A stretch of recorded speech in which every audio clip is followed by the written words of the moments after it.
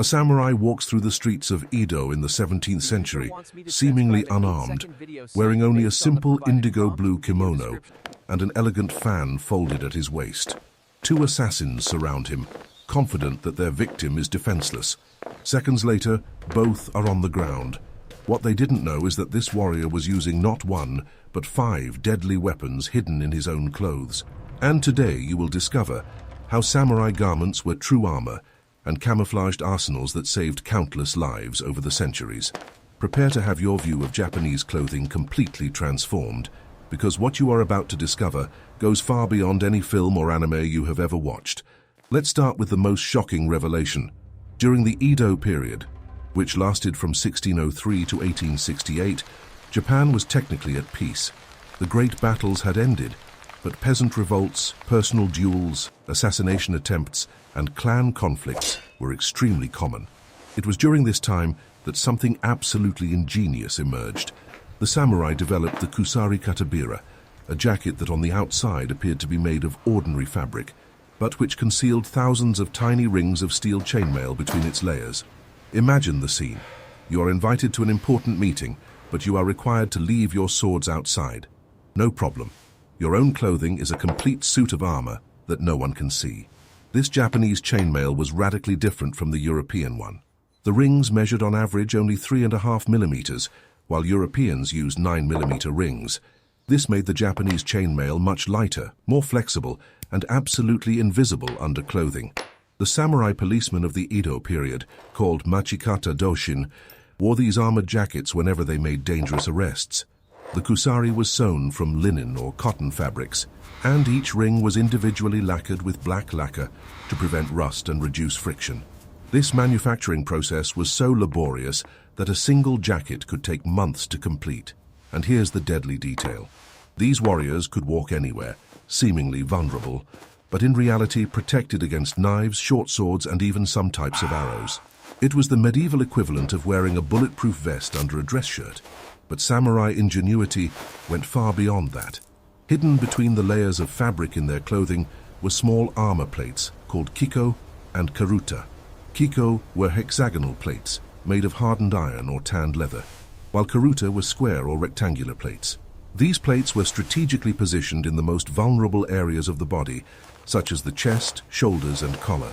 Most fascinatingly, these armors could be completely exposed or totally concealed between layers of fabric, depending on the situation.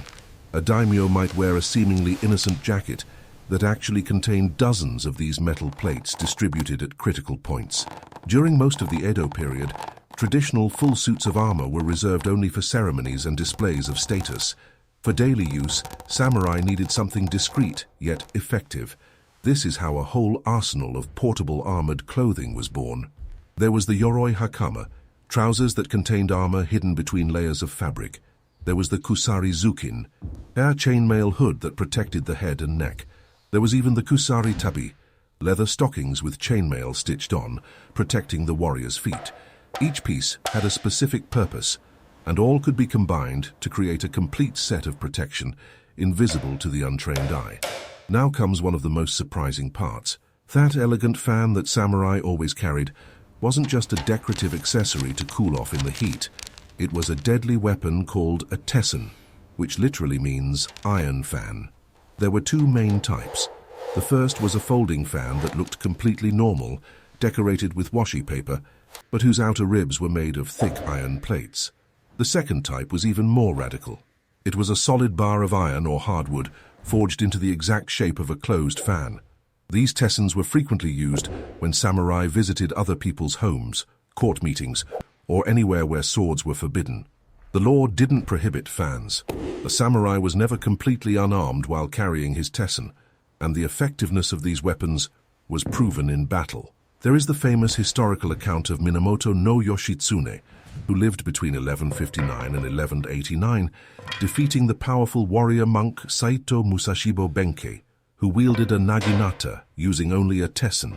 Another documented case occurred at the 4th Battle of Kawanakajima, when Uesugi Kenshin stormed Takeda Shingen's command post on horseback and attacked with his sword. Shingen, who was seated, defended all 5 blows, using only his war fan. After the battle, 7 cut marks were found on Shingen's gunbai. The tessen was not only for defense. Samurai martial arts schools, including the famous Yagyu Shinkage Ryu, which trained the Tokugawa shoguns, incorporated complete tessen jutsu techniques into their curricula. Warriors learned to use the fan to block and deflect attacks, to disarm opponents, to deliver precise strikes to vital points, and even as a throwing weapon. A solid iron tessen was heavy enough to break bones and knock out opponents with a single well-placed blow. High-ranking generals used the tessen not only as a weapon, but also as an instrument of command.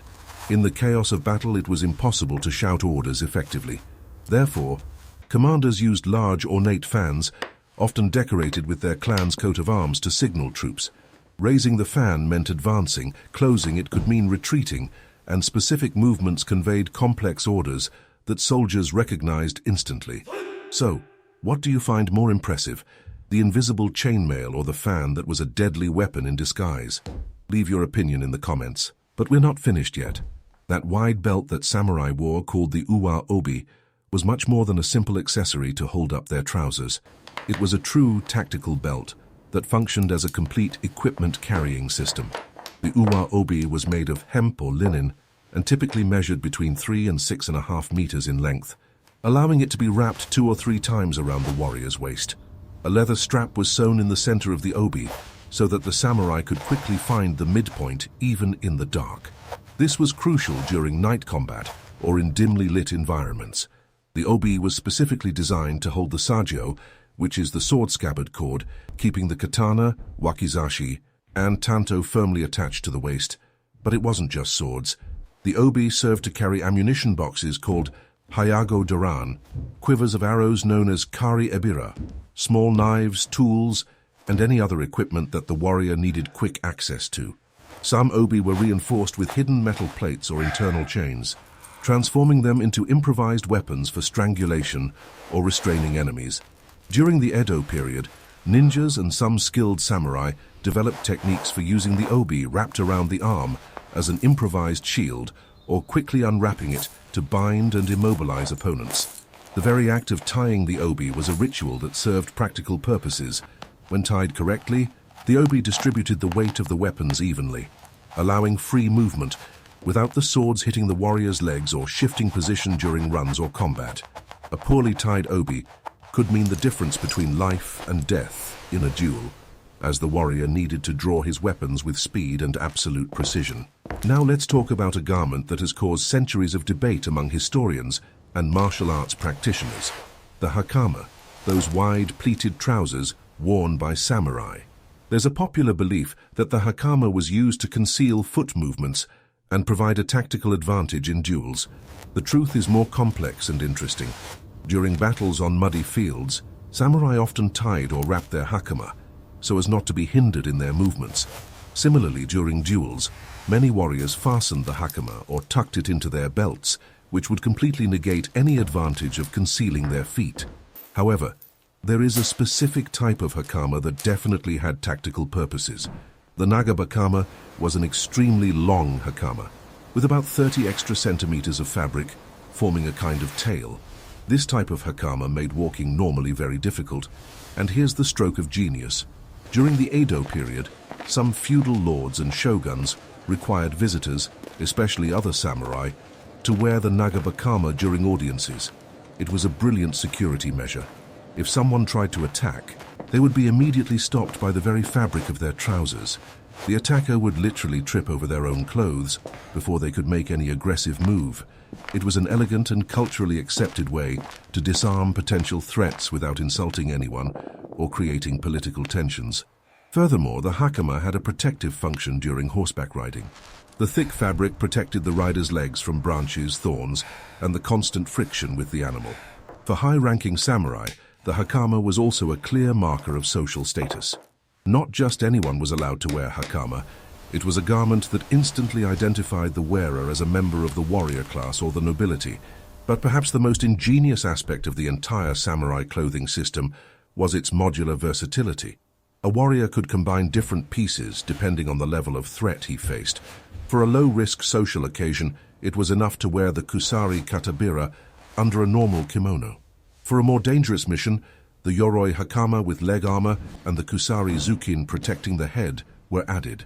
For maximum protection, all the pieces could be worn simultaneously, creating what was called kusari gusoku, a complete set of chainmail armor. The ingenious part is that all of this could be worn under seemingly ordinary clothes. A casual observer would never suspect they were looking at a fully armed and armored warrior. During historical investigations and research, kusari katabira, in near-perfect condition dating from the 1600s and 1700s, have been discovered. Some of these artifacts still retain the original black lacquer intact on the chainmail rings, more than 300 years after they were created. This demonstrates not only the exceptional quality of Japanese craftsmanship, but also how these pieces were valued and carefully preserved. Samurai families passed these secret armors down from generation to generation as family treasures. Some of the most elaborate pieces were decorated with expensive brocades, colorful fabrics, and leather details, showing that even in functional equipment, aesthetics and status were important. Interestingly, this knowledge of hidden armor wasn't exclusive to high-ranking samurai. Infantry soldiers called a shigaru also had access to simpler versions of these protections. Obviously, their secret armor was made with cheaper materials and a more utilitarian design, but the concept was the same. Even women of the samurai class, especially those trained in domestic defense, occasionally wore lightweight versions of kusari katabira. In a society where women could be left alone to protect the home while the men were on campaign, this extra protection could save lives. There is historical documentation of female samurai confronting invaders using only their armored clothing and improvised weapons like the naginata. The tradition of functional clothing and hidden weapons continues to influence modern Japanese design. Many contemporary martial arts uniforms retain elements of these historical garments. Practitioners of Iaido, Kendo, and Aikido still wear hakama and obi as part of their uniforms, honoring centuries of tradition. Collectors around the world pay fortunes for authentic kusari katabira and historic tessen. These artifacts are considered not only museum pieces, but functional works of art that represent the pinnacle of pre-industrial defensive engineering. The philosophy behind these armored garments reveals much about the samurai mentality. They understood that constant preparation was essential for survival. A true warrior was never unarmed, even when seemingly unarmed. Every element of their attire had multiple functions. What appeared decorative was functional. What seemed ordinary was extraordinary. This combination of practicality, aesthetics, and hidden lethality is one of the hallmarks of samurai culture. It wasn't enough to be strong or skilled. It was necessary to be intelligent, prepared, and capable of turning any situation to one's advantage. The clothes weren't just clothes. They were tools, weapons, armor, and status symbols all at once. The legacy of this multifunctional approach can be seen in countless aspects of modern Japanese culture, from the minimalist yet highly functional design of electronic products to the emphasis on quality and attention to detail in virtually every aspect of life. If you were fascinated to discover that samurai clothing was actually disguised weapons and armor, leave a like and subscribe to the channel so you don't miss any more surprising revelations about the history of Japanese warriors. The samurai world holds many more secrets than you imagine, and we're only beginning to unravel these mysteries.